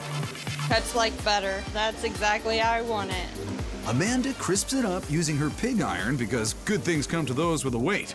Then she preps a bed of bread. Nice buttery flavor on the outside, and it's so soft on the inside. She fills that softness with a tension-grabbing sriracha mayo, lays the juicy seared pork right in there, and adds a sweet hoist from their house-made hoisin. We are not done yet. We have to add our pickled veg to add a little extra flavor that goes traditionally with the banh mi. Cilantro is another banh mi tradition. Then a big pile of skinny fries to give it that Asheville sass. That's right, fries on a sandwich. Let's do this. Banh mi, oh my. I'm surprised. That's actually really, really good. The meat in there is like super sweet, and then you got the sriracha that gives it a little kick, but then you got the crunchiness that just kind of hits you at the end. You're like, oh. The sauce is sweet, and it works together to like bring something amazing in your mouth. When you're feasting on the banh mi MVP, you're in good company at the Asheville Sandwich Company. And I'm not just saying this for TV. This is the best sandwich I've ever eaten. If you find yourself in any of these great eateries, you'd best make sure to take a swing at these MVPs. This is where all the action happens. From the ribs, to the belly, to the butt, can you handle the Hogzilla? You got a little bit of Texas, a little bit of Kansas City, a little bit of Carolina, all mixed into one. It's a monster of a sandwich. Salt plus time equals Piggy Pizza perfection. I think this is the definition of lit right here. We got some pork, on pork, on pork, and it's just porky. When it comes to making meaty magic, just say presto porco. Pork is life, pork is fun, pork is flavorful. These are the best ribs you can find anywhere. I'm gonna huff and puff and probably have a nap after it's done. My spirit animal is the whole hog. The tenderness, the crunchiness, it's magical. Sweet. Food Paradise is going hog wild. Let the great barbecue debate play out in other states. In Ridgefield, Connecticut, they're quietly smoking the competition while putting the fork to the pork. We are hog wild. In Connecticut, pig is big. Thanks in no small part to this guy. I became obsessed with a t-shirt the moment I put it on. It's my spirit animal is the whole hog. Chef Cody Sperry, barbecue's Robin Hood, is robbing the pork and giving to Ridgefield, making what he calls outlaw barbecue at Hoodoo Brown. Hoodoo Brown was an outlaw in the 1900s, and we like to have that outlaw mentality in here. It's all ready. Woo! Oh my God, it looks so good. We go and take from barbecue cuisines, and we make it our own. You got a little bit of Texas, a little bit of Kansas City, a little bit of Carolina, all mixed into one, and each bite you have is perfect. For a perfect example, attack the monster that's attacking the Northeast, the Hogzilla sandwich. Our big specialty is pork. We have ribs, we have belly, we have pork butt, we have bacon, and we have a sandwich with all of them combined. Cody starts with bone-in pork butt. It's the biggest, and it's gonna take the longest to smoke. Now that's a beautiful butt. Let's do that hoodoo that you do so well. With what kind of rub is that? Brown sugar rub. It's got a little bit different things in it, like oregano. You don't see that in a lot of barbecue rubs. It gives it kind of an earthy flavor. It brings out the porkness. We want it to taste like pork, pork, pork. Now to tickle those ribs. Food is a magical thing that it can take people places that they aren't. If they're sad, if they're having a bad day, you could feed them one of these racks of ribs and you could see their day change, and we love that. Next, the almighty smoker is calling. Welcome to the smokehouse. This is where all the action happens. Where the butts will cook about 11 to 12 hours, and the ribs cook about 5 to 6 hours. And all that fat melds into the meat, and it's awesome. While the smoker casts its long, slow spell, Cody makes a pico for the porco. This is our Hoodoo Voodoo sauce. A jalapeno vinegar blend makes a tangy base. Vinegar, spice, everything nice, absolutely. Tomatoes, green onions, and a few finishing touches. It's a Colombian hot sauce.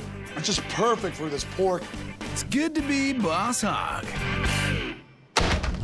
Everything's out of the smoker. Let's see how we done. This bone should come right out. Oh yeah, we did a good job. We have our nice bark on the outside that sugar helped build. You see the red in there? That's the smoke hitting the meat. When a great rib comes along, you must rip it. This is a perfect piece of rib right there. Now this is what we're talking about, pork paradise. Now to pour on the barbecue sauce. We are absolutely no sauce kind of guys. We want all the meat to speak for itself. We want the pork to taste like pork. Very passionate about pork. We want that meat to taste like meat. Can't beat meat. Let's get to stacking. We got our brioche bun nice and golden toasted, a perfect base for any sandwich.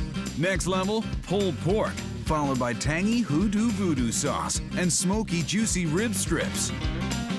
We like it to be meat, veg, meat, veg. Crispy, fatty pork belly completes the meat, and fried green tomatoes make the veg part fun. Go, go, Hogzilla, Hoodoo Voodoo style. That is so good. Gotta come with its own knife, it's so big. You can taste the differences in like the different pork and stuff on the sandwich. The pulled pork with the crispiness of the pork belly, you get that real smoky flavor coming through, a little bit of the brown sugar sweetness coming out of it. Phenomenal. The voodoo sauce like puts a spell on me. It's so good. It's magical. I don't know what it is. It's awesome. The fat's where it's at, man. The best thing about the fried green tomato is that it's fried and it's covered in pork. And it's a monster of a sandwich. That's the best I've had. It's the power of the pork. Hoodoo Brown pulls off another pulled pork miracle with their barbecue pulled pork nachos. Every restaurant, to me, should have nachos. I don't speak sign language, but I know swine language, so we're gonna put pork on these nachos. We'll need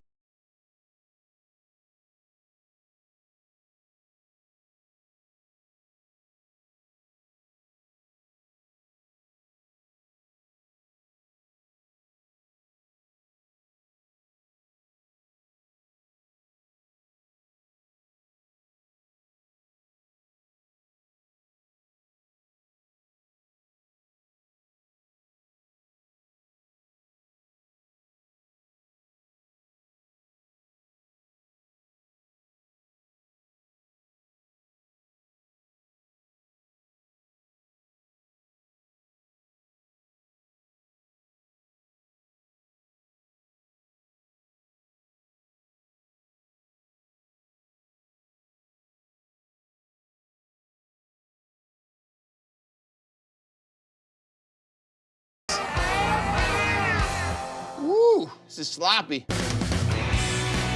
Don't go on your first date here, gentlemen. I'm a dork for hoodoo pork. The pulled pork is so soft, I'm gonna scream. And then it hits you with the peppers.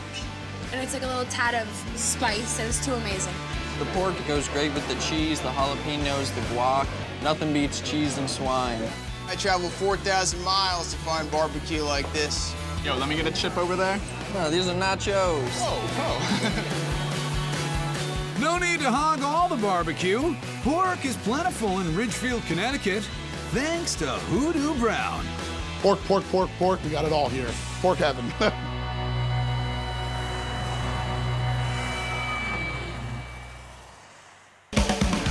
Triple your porky pleasure with this Boston pizza. You might even say it's Charcuterie ridiculous.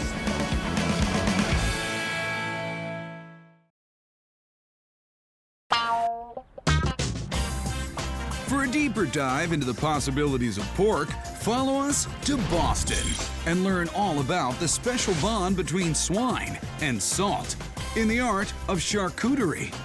If you look back historically, charcuterie is the preservation of meat. Before there was refrigeration, they used salt to preserve the meat. Now it's evolved into something that's more of a craftsmanship. From salami to salumi, charcuterie doesn't get much cuter than the creative offerings at the Salty Pig. Charcuterie is like cured like pork products, which is really cool. Everything's really flavorful, a lot of spices. I think charcuterie's become a trend because it's fun and people enjoy eating it. You get to use all different parts of the pig, from the head to the tail, which I love. How much does Michael love it? Goes God, country, and pig parts. That's what you get on their flagship pie, the Salty Pig. Salty Pig Pizza is one of our favorite pizzas. It's a really great pizza because we get to utilize all different parts of the pig in this one. Besides the aforementioned charcuterie, this pizza features sumptuous roast pork, which is a little tied up at the moment. When you tie up the pork, what happens is that it comes together and it's in a uniform shape, so it cooks evenly. What we're doing is we're doing a special knot. It's a butcher's knot, and we're gonna come around and go from the top to the bottom, making a loop, and then working our way down. Creating the slack, pulling it nice and tight so that the sides come together nice and even. And that's it. Tom Brady pose. Go deep with that flavor. The old pig skin will get completely covered in a deeply delicious marinade made from warm porchetta-style spices like garlic, nutmeg, and paprika. You want to make sure you get in all the crevices here. And he makes sure it stays in. We have to wrap it in plastic wrap. You can see it right here that all the marinade is getting inside of all the crevices in the pork shoulder. We like to take it like this, so again, we're getting it nice and tight. 48 hours in the cooler and a nice slow roast with oak chips for smoke turns this into this. Wow, look at that. All the meat is caramelized. You see that bark that the oven and the smoke created from the marinade? It's like a baller. Hand-tossed dough gets coated in a very non-traditional mustard cream sauce. Mustard and charcuterie and salumi and meats and pork go very well together. They sing harmoniously. Here comes all the pork, imported salami, ham-tastic house-made mortadella, and our beautiful roasted butt from before. Now slide that pile into the 650-degree oven. And we're gonna let it bake for 4 minutes. The pie emerges masterfully charred. Michael tops it with fresh arugula and a drizzle of his special beer caramel sauce. What the? Huh? What we do to make this is that we caramelize sugar until it's really dark and brown, and then we deglaze the pan with local IPA beer. Salty Big Pizza, it is sweet. Oh yeah. It's lit. I think this is the definition of lit right here. It's sweet and salty. This is prosciutto here. There's some salami, it's really great. We got a beer caramel to kind of like balance out the salty notes to it, a little bitter from the arugula. It's really great. The mustard sauce is amazing. It's not as mustardy as I thought it'd be. It's very smooth and creamy and really ties the whole pizza together. It's a little bit different than something you'd normally find in Boston. The ham is incredible. It's some of the best ham I've ever had. His ham is the jam. Porky pizza perfection. Italian sausage is another fine example of charcuterie and a great segue to our next dish. My father's favorite pizza growing up, and still is, a sausage, pepper, and onion pizza. And he always has a proclivity of talking too much to too many people. In our neighborhood, he would call him the governor. In honor of Dad, all rise for the Governatore. Now on the Governatore is red sauce. Traditional red sauce, not mustard cream sauce. I'm gonna spread it out evenly throughout the dough. Hunks, not shreds of cow's milk mozzarella, are followed by something slightly spicy. This is our Calabrian Italian sausage that we make here in-house with pork. Really beautiful. Oregano, Calabrian chili for heat, fennel. The onions and red peppers are roasted to bring out their sweetness. And then we have to finish it with another cheese. We love using the cheese on this pizza. It's aged provolone. This adds a little bit of age and a little funk to the pizza. That funky pie is into and out of the oven before you know it. It's not quite done yet. We still have a few things to add on to it. That's garlic-infused whipped ricotta, then a little parm, and fresh oregano. Governatore pizza. What do you think about this one, Dad? Oh, yeah. It's looking good. Sausage is really the star of this pizza. It really brings out a sweet flavor in the pizza. The crust is a little charred, just to my liking. Not only is the crust on point, but then there's a lot of flavor. There's a lot of love in this pizza. Oh man, that ricotta really just adds that tanginess. Go with that rich flavor from those sausage, peppers, onions. Ricotta really brings it home in the end. And the best thing about charcuterie is it's made to share. When in Boston, visit the Museum of Pork Fine Arts, known as the Salty Pig.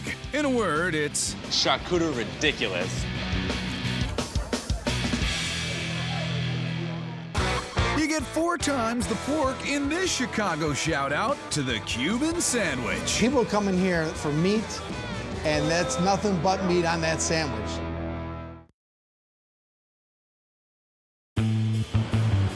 Chicago's love affair with the stockyard runs almost as deep as its devotion to the Cubs. Go Cubs! Go Cubs! Go Cubs! And an awesome place to merge those pleasures is at the Piggery. The Piggery is like the best place to come. Chicago, we've always had a love affair with pork, and the way they prepare it here is outstanding. Pork is the best because you can do so many different things with it. The man with the porky plan is Ken Pospich. I love this place. It's my passion, baby. His twin passions, sports and pork, came together when he snagged a location less than a mile from Wrigley Field. We bought a bus when we first opened up. We figured we would shuttle people back and forth to Wrigley Field. Whether you're cheering on the bus or chugging a beer on the sty deck, you can satisfy your whole hog craving with the Piggery's Cuban sandwich. People come in here for meat, and that's nothing but meat on that sandwich. Their Cuban piles on 4 types of pork, starting with a slow-roasted butt. The key is the stock. The stock is everything. We've got peppercorn, granulated garlic, and bay leaves. We cover it up and we cook it for 14 hours. While the pork butt bakes, Ken drenches more pork butt, this time fresh ground in a spicy marinade to make their house-made chorizo. Cubans would not have this in it. This is our idea. We wanted to really funk it up and make it our own special Cuban sandwich. Chorizo heads into the oven as the pork butt comes out for a pull. Look at that pork butt. That's what we're talking about. It's so tender, it literally just falls apart. Ken gets the grill going with ham and a homemade brioche hoagie. Then I take the pulled pork. You think that's enough? No, that's not enough. We're gonna add some more pulled pork to that thing. Then we're gonna take the homemade chorizo. Looking good. Did you learn these sweet moves from your mom? My mom was a horrible, horrible cook. And so it's social Darwinism at its basic level. Every man for himself. First time I ever cooked, I was 13 years old, making $1.40 an hour at an old German restaurant. The chef taught me everything. Like always include a basic sandwich necessity, bacon. Now, we take the Gouda cheese, we put it on top, but we gotta get it melted. To do that, I cheat a little. I take a cover, I close it up. Even a Chicagoan can't live on pork alone. Enter the egg. That egg is icing on the pig. We're gonna take some chipotle mayo. Move over, Florida. The best Cuban sandwich is made here in Illinois. Sweet. Awesome. So stoked. Dig in? Oh my gosh. Full-on frontal assault. This is the only way to go. Attack it. Quality of the pork is really outstanding. Every form of it. The bacon, the ham, the pulled pork, it's all great. I love how the bread is crispy on top, and each 4 layers is, it's pork, but they all are so unique in their own way. I've never had a Cuban with that many layers of flavor to it, and I've tried them everywhere. The pork is so tender, and I love the chorizo because it makes it a little spicy, and the bacon is really crispy. The egg added a nice creaminess and a nice little extra taste on top of all the pork. I love Gouda because Gouda has that little, like, spike to it. I don't know that I will finish this, but you can never have too much pork in one sitting. Altogether, it's an amazing sandwich. Famous faces watch from the wall as Ken starts warming up for our next dish, pork belly pastrami sliders. It's delicious, it's luscious, it's juicy, and it's crunchy, all in the same bite. Ken makes his pastrami like any good New York deli would, with a brine of water, allspice, mustard seed, sugar, and what's that? This right here is the key ingredient. It's pink salt. The pink salt will make it that redness, that color that you want inside the pastrami. This is my pork belly. I get it from a farm in Iowa. I'm going to inject it and brine it. The doctor is in. 2 weeks later, Ken rubs his brine butt with a mixture of coriander, cardamom, and brown sugar. Cover it all the nooks and crannies. It's gonna penetrate the meat and give it that crust that you normally get in a good Jewish deli. Now we gotta put it in the oven. He slices the pork belly pastrami into cubes before a crispy bark forms on the grill. All I'm doing is searing this. I don't want it to lose its juiciness. A pickle is the only accompaniment this pork pastrami needs. Pork belly pastrami sliders, they're pigalicious. Wow, look at that big piece. It's so thick, so juicy. You get that little crunch of the pickle, and then the pork is the best. It melts in your mouth, but there's still like the crunchy top with the homemade bread. The pork belly is so juicy and so tender. You can tell just by looking. You can see the juice oozing out of it if you press down. It was like a lot of meat, and that's why I like it in a slider. Lots of meat, little bit of bun. I love it. The mustard adds the like spiciness with the pickle, with the acidity, the crispiness, and the butteriness of the pork belly. I'm at a loss for words. This little piggy goes wee wee wee all the way home to the piggery. Ah, wow! These guava habanero baby back ribs are putting Miami barbecue on the map. The seasoning, the tenderness, the crunchiness, it's magical. And pork and pimento cheese redefine what it is to be a burger in Austin, Texas. One of the best flavors in a burger that I've ever had.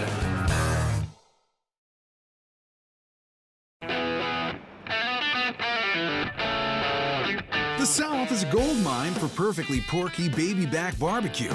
And way, way down south, in Miami, they've got a unique way to dine on swine.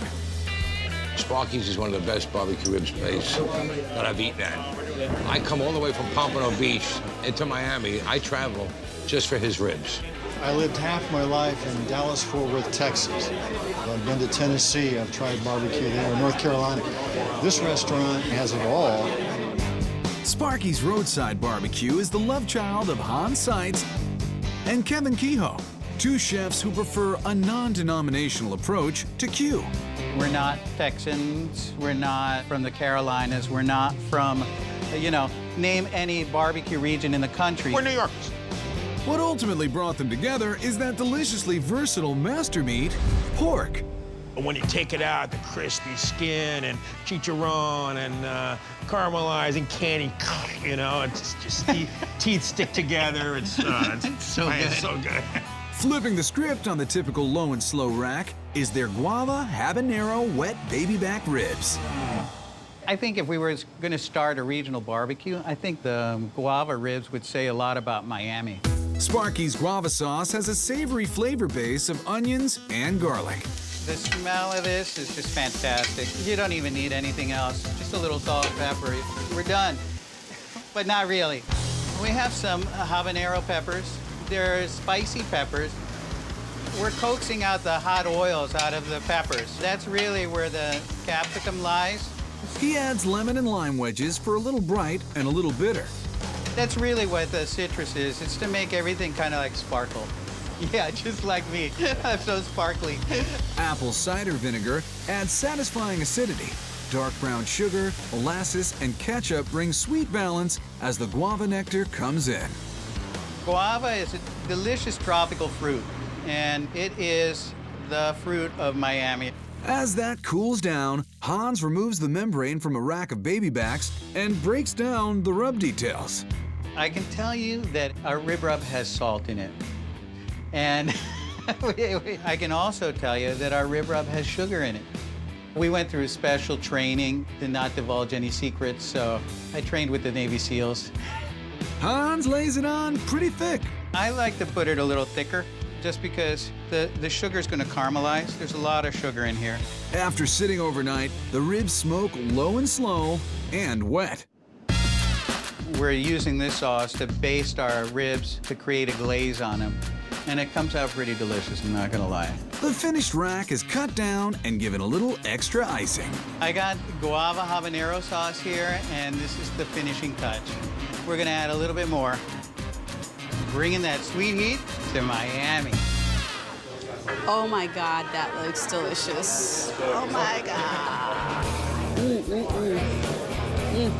That's so good. The glaze, oh my God, it's amazing. That first bite is just spectacular. It's so juicy, so tender. I'm going to talk with my mouth full, but these are the best ribs you can find anywhere. The seasoning, the tenderness, the crunchiness, it's magical. And after you eat a bite, I feel better. It's got that little kick of a habanero. It's nice, like, once you're done with a half rack, you're definitely spiced up, but not like running for the hills, like, oh, I need water. It's so good. A little less spicy, but just as pleasingly porky, is Tyler's pressed sandwich. We named the Tyler sandwich after Tyler, my son. He goes, Dad, you ought to make this barbecue sandwich. And I was like, holy cow, kid's a genius. Bringing that genius to life is Kevin, who uses a saltier version of their rub for the bigger butt. What we like to do is get the rub all into the meat, not only on the fat, but into the meat as well. You really rub it in there. The long smoking process gets fun once Kevin digs his claws in. At the sandwich station, house barbecue sauce and American cheese gets this Kaiser rolling. The brisket has a nice, dense, smoky flavor, and the pork is a little bit more sweet. Still has smoky flavor, but a little bit more sweet. So together, it's amazing. Things get pressing on the grill in a nod to Miami's popular medianoche. Welcome to Hog Heaven. Wow. It's so good. The grilled onions are amazing. And the brisket, you don't even have to bite into it. Just put your lips on it and it comes apart. This is a grilled cheese for an adult. It really is. I'm in heaven right now. I kind of want to finish it all right now. Sparky's Roadside Barbecue is so good, it requires a total commitment to the lifestyle. If I wasn't on a diet, I'd order another order. Even in the capital of beef country, Austin, Texas, you'll find out-of-the-box outposts where meat lovers are rooting for pork. just a whole different animal, literally and figuratively. You get just a different feel, different mouthfeel, different flavor, different everything, man. To pork. Roast to pork. Is juicy, tender, fatty, all that good stuff. Quality pork is a way of life at the Noble Sandwich Company. So Noble came about between my partner John and myself, just talking about how great it would be to have a sandwich shop where we actually made everything from scratch and did it the right way. We cure our own meats, we make our own bread, make all of our own condiments. And their pork is, of course, locally sourced and humanely raised. There's no preservatives, no antibiotics, man. I'm sure they got a big screen TV and a couch that they all hang out on. Cheeseburgers get a pork makeover and a southern accent on the Pork Mento Burger. We're gonna make some pimento cheese to go on our pork mento burger. We start off with a sharp cheddar. I've got a little Worcestershire sauce in there. He adds a supergroup of some of the kitchen's strongest flavors: vinegar, garlic, salt, sugar, and green onions. And now it's time for the red ingredients. Just a little regular Hungarian paprika here, a little bit of the sriracha, and then last but not least, our roasted red peppers. It's all bound together by a splat of mayo. As for the patty, why pork? I mean, pork is life, pork is fun, pork is flavorful. The pork we use is the pork shoulder for the pork mento burger. The marbleization is really good. The lean to fat ratio is really good for making burgers, man. It's saying cook me delicious. Okay, I will. Hamburger is for suckers, man. Pork is where it's at. And when it's topped with that pimento cheese? It's like a magical combination, and it's just gooey, delicious, melty, fantastic flavorings pairings together, man. A soft bun baked fresh in-house daily gets grilled up and porked down. Brandon churns out a quick jalapeno vinaigrette for the slaw, which tempers the richness with a little heat and crunch. And then we have our nice toasted bun that we put on there. And there you go, man. The Pork Mento Burger. Get big with the pig. First you get the cheese, it's creamy, it's tangy. You get the pork, it's tender, cooked perfectly. That little bit of slaw crunches right in, ties the whole thing together. Nothing beats pimento. It's sharper than a cheddar, and it's got more tang than a goat cheese. It really melts well. The fatty from the pork and that pimento cheese makes probably one of the best flavors in a burger that I've ever had. Don't doubt it, love it, want it. If one porcine patty is not enough, indulge in the three-pronged pork attack that is the Noble Pig Sandwich. When we started this restaurant, this was the first sandwich we had in mind. So we got menage a pork. Pork number one, pulled.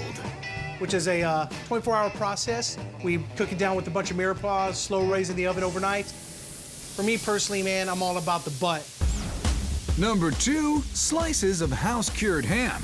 Then, we're gonna slather that in some provolone love. The hell with it, man. We're gonna cheese it up. Your tangy tooth will be satisfied by the house-baked rye, toasted, of course. You're gonna eat a man sandwich, you gotta toast that bread. The toasty slices get slathered with Brandon's Dijonized mayo. It gives you that woo bar effect at the end there. Then a nice crisp finish. The mother of all things piggy is the bacon. It's like the best Three Little Pigs reboot ever, the Noble Pig. Dude, I'm gonna huff and puff and probably have a nap after it's done. We got some pork on pork on pork on pork. It's just porky. I just really love the bacon. I can't even get over how crispy and perfect the bacon is. Pork miracles happen every day at Noble Sandwich Company. You just roll like how nature and God intended, my man. In Philly, pork and beer are best friends. Shanks to this German beer hall. I love pork. I would take this over filet any day.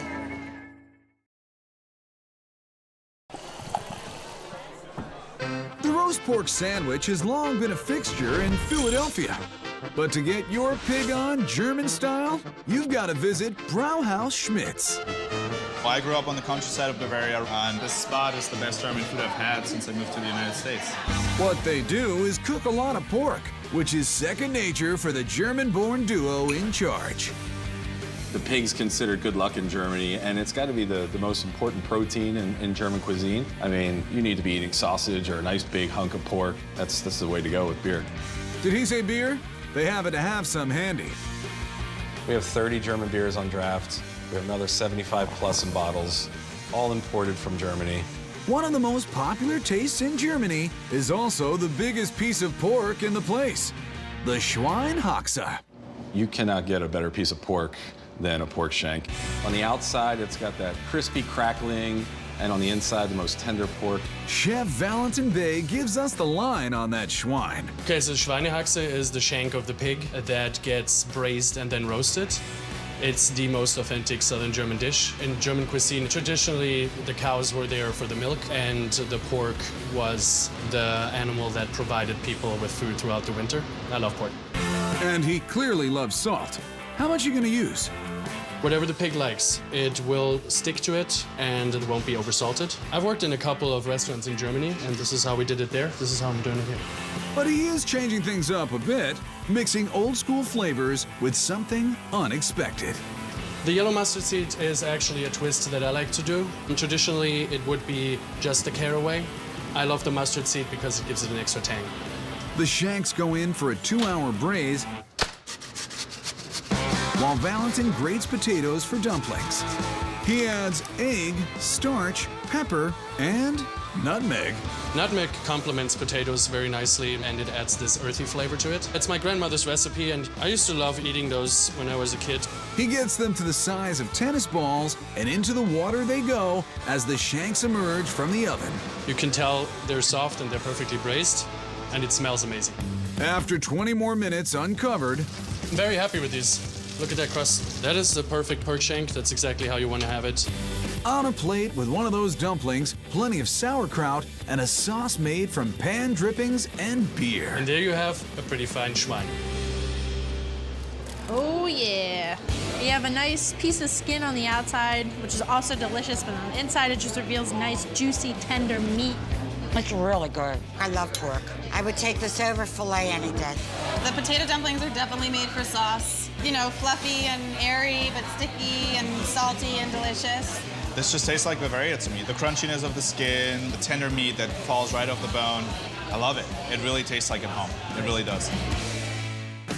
The pork-centric taste of Germany continues with a Brauhaus icon, the Wurst Board. What's a beer hall without a lot of sausage, right? We make most of our sausage in-house, and most of them contain pork. Most of them have mild, earthy flavors, but not all. We're gonna make what I call Feuerwurst, which translates to fire sausage. So it has a nice kick to it. We're using pork butt, which has the perfect distribution of meat to fat. I'm gonna put on some gloves because I do not want to have that spiciness on my hands. I'm gonna add some Spanish paprika. For spice, I'm gonna add some cayenne pepper, and I'm also gonna use some freshly pureed habanero. This is really gonna give it the kick. And to round it out, I'm gonna add some jalapeno. Pepper, salt, tons of garlic, and he's going in. The Firewurst is ground, cased, and smoked. Then it returns to the kitchen alongside 5 other house-made links. Let's cook some sausage. The classic bratwurst, the Speckwurst, Käsewurst, cheese sausage, herb sausage, our Firewurst, and then we have Bauernwurst, that is beef and pork. These sausages are either steamed or smoked already, so I just want to get them hot inside, but I don't want to overcook them.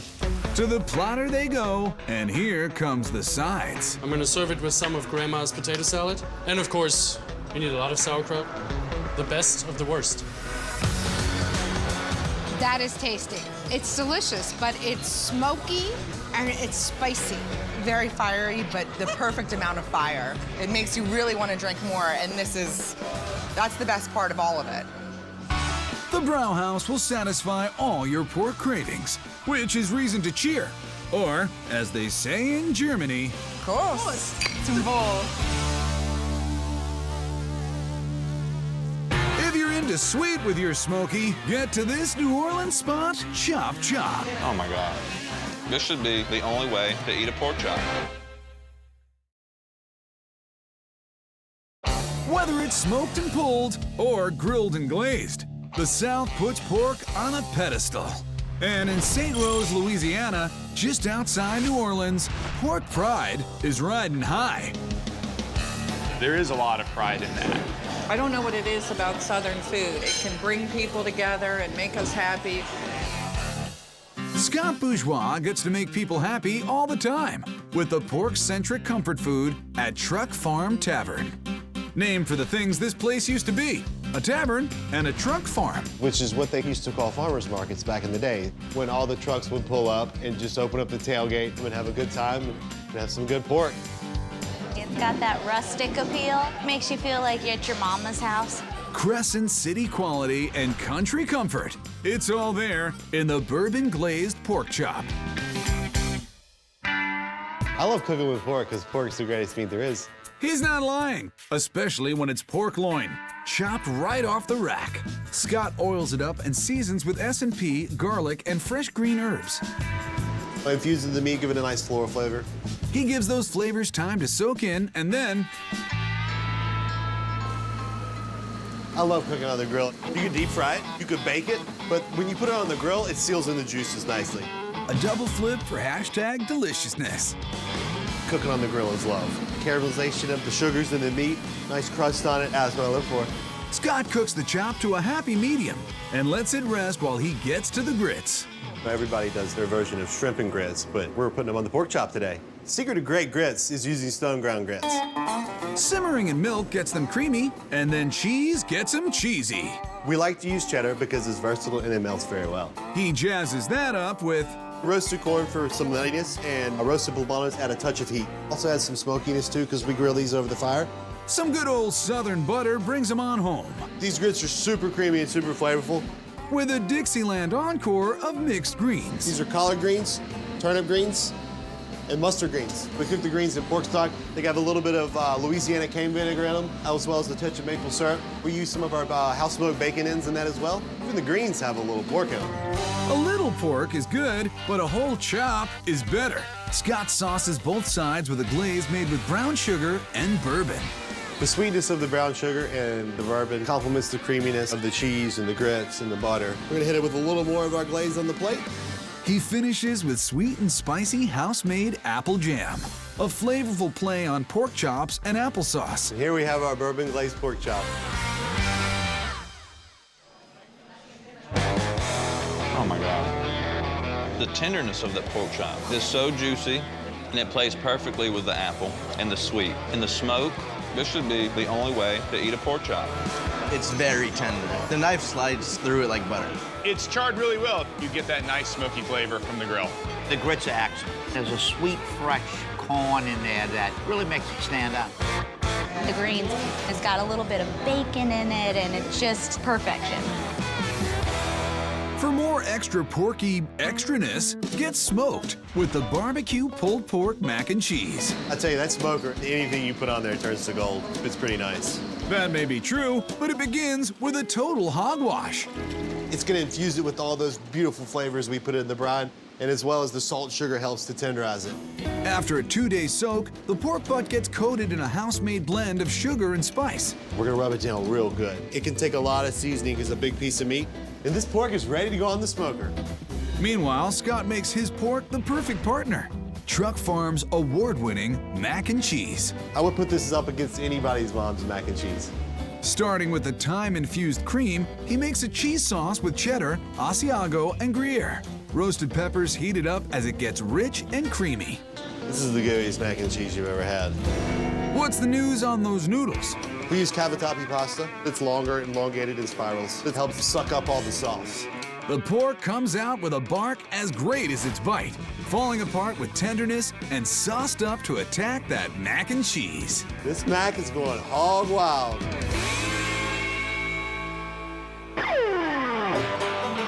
You got the smoky meat with the creamy, cheesy noodles, which is a great pairing.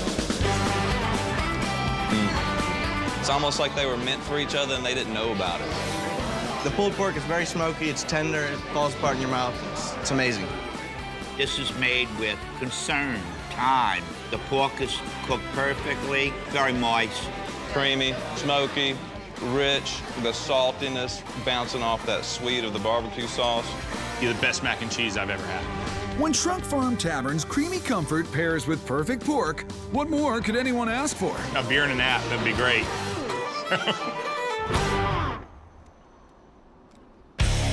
Thanks for going ham and picking out with us on Food Paradise.